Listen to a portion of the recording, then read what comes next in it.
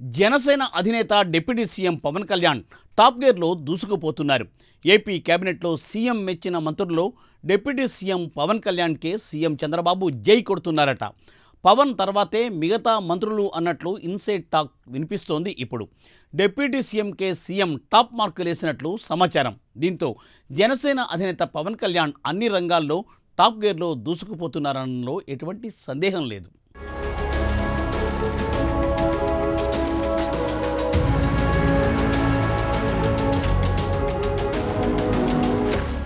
Top గేర్లో దూసుకుపోతున్న పవన్ కళ్యాణ్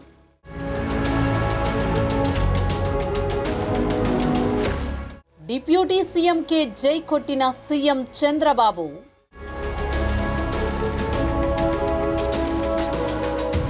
కేబినెట్లో బాబు మెచ్చిన మంత్రుల్లో పవన్కే అత్యధిక మార్కులు.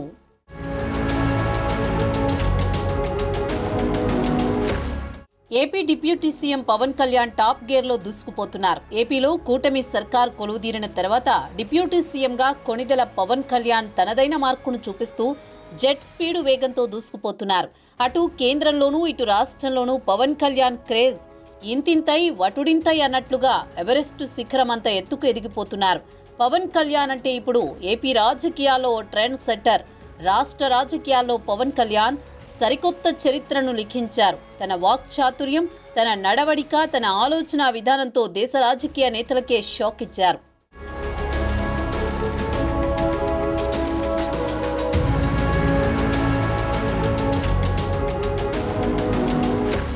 తాజాగా AP deputy CM Pawan Kalyan మరో అరుదైన ఘనతను తన ఖాతాలో వేసుకున్నారు.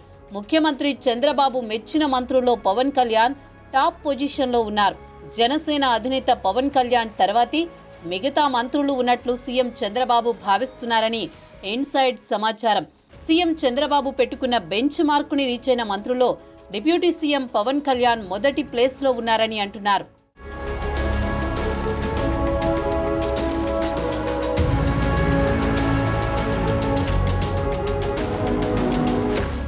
ముఖ్యమంత్రి చంద్రబాబుతో పని విషయంలో పరుగులు పెట్టడం ఎవరికీ సాధ్యం కాదని చెప్పాలి. పనంటే చంద్రబాబు, చంద్రబాబు అంటే పని. ఒక్క మాటలో చెప్పాలంటే చంద్రబాబు పని రాక్షసుడు అని చెప్పాలి.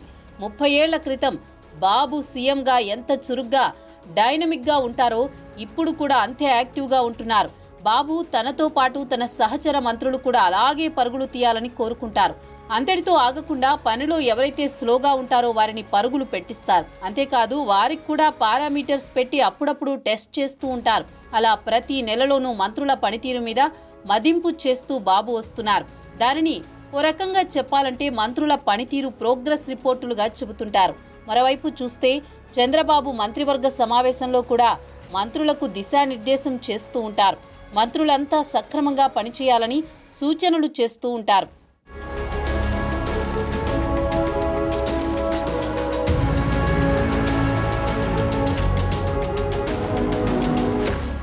ఇవన్నీ పక్కన పెడితే కూటమి ప్రభుత్వ పాలన 6 నెలల కాలం పూర్తయింది. దాంతో మంత్రుల పనితీరు మీద ముఖ్యమంత్రిగా చంద్రబాబు ఖచ్చితమైన అంచనాకు వచ్చారని అంటున్నారు.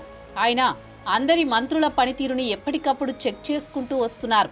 ఎవరెవరు తన వద్దకు వచ్చి ఫైళ్లను క్లియర్ చేస్తున్నారు, ఎవరి వద్ద ఎక్కువ పెండింగ్లో ఉన్నాయన్న దాని మీద కూడా బాబుకు పూర్తి స్థాయిలో నివేదికలు సిద్ధంగా ఉన్నట్టు సమాచారం.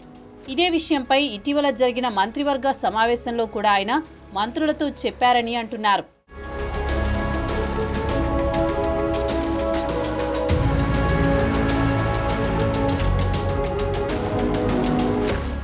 ఇదిలా ఉంటే చంద్రబాబు గుడ్ లుక్స్ లో ఉన్న మంత్రులు వీరే అంటూ ప్రచారం జోరుగా సాగుతోంది. బాబు పెట్టుకున్న బెంచ్ మార్కుని రీచ్ అయిన మంత్రులుగా చూస్తే డిప్యూటీ సీఎం పవన్ కళ్యాణ్ మొదటి ప్లేస్లో ఉన్నారని అంటున్నారు. ఇక ఆ తర్వాత మిగతా మంత్రులున్నట్టు సమాచారం. పవన్ తర్వాత విద్యాశాఖ మంత్రి నారా లోకేష్, మున్సిపల్ శాఖ మంత్రి నారాయణ, విద్యుత్ శాఖ మంత్రి గొట్టిపాటి రవికుమార్, వైద్య ఆరోగ్య శాఖల మంత్రి సత్యకుమార్, సూక్ష్మ చిన్న తరహా పరిశ్రమల శాఖ మంత్రి కొండపల్లి శ్రీనివాస్ తదితరులు ఉన్నట్టు చెబుతున్నారు. అదే సమయంలో సీఎం చంద్రబాబు కొంతమంది మంత్రుల పనితీరు విషయంలో అసంతృప్తిగా ఉన్నారనే టాక్ కూడా వినిపిస్తోంది. వారిని తమ శాఖల మీద దృష్టి పెట్టాలని ఆదేశించినట్టు తెలుస్తోంది. వారి పనితీరును మెరుగుపరుచుకునేందుకు మరింత సమయం కూడా ఇస్తారని కొందరు నేతలంటున్నారు.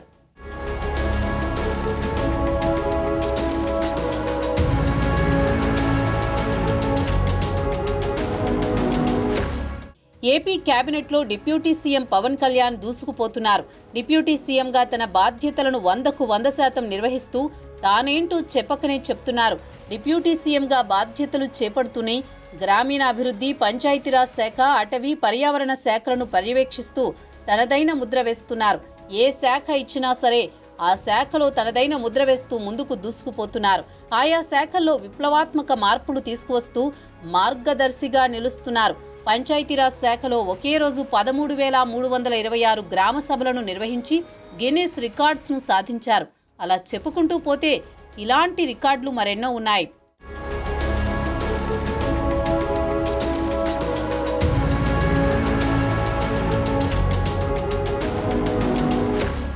మొత్తానికి deputy CM Pawan Kalyan AP కేబినెట్లో టాప్ గేర్లో దూసుకుపోతున్నారు. పవన్ లాగే మిగతా మంత్రులు కూడా చక్కటి పనితీరుతో సీఎం మధ్యలో ఛాన్స్ కొట్టేయాలి. లేకపోతే చంద్రబాబు మార్కు చర్యలకు కూడా ఆస్కారం ఉంటుందని అంటున్నారు. మొత్తం 164 మంది ఎమ్మెల్యేలున్నారు. అందులో 24 మందికే ఛాన్స్ ఇచ్చారు అంటే 140 మంది ఇంకా ఉన్నారు. 24 మంది వారు అనుకోకుండానే వరాలిచ్చి మరీ కీలక శాఖలను అప్పగించారు. అటువంటి వారు తమకు లభించిన ఈ సువర్ణ అవకాశాన్ని సద్వినియోగం చేసుకోవాల్సి ఉంది. ఒకవేళ ప్రస్తుత మంత్రులతో ఎవరైనా చంద్రబాబు ఆశించినట్లుగా కనుక పనితీరుని మార్చుకోకపోతే కీలక నిర్ణయాలకు కూడా బాబు వెళ్లే అవకాశాలుంటాయని అంటున్నారు.